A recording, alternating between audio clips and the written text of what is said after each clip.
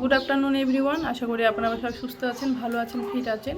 My self Barna Karmakar from Raiganj, wellness fit coach. আমি কিছু information নিয়ে এসেছি আপনাদের সামনে। আমরা কিভাবে হার্টটাকে ভালো রাখবো সেই বিষয়ে।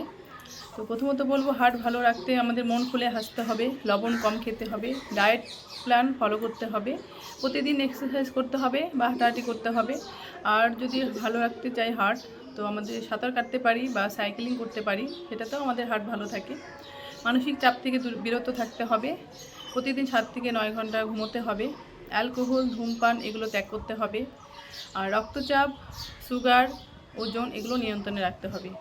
তো এই জিনিসগুলো যদি আমরা ফলো করি তো আমাদের হার্ট ভালো থাকবে। আর এর থেকেও যদি বেশি আমরা হার্ট ভালো রাখতে চাই তো ওটারও উপায় আছে। তো সেই জন্য আমার সাথে কন্ট্যাক্ট করতে হবে।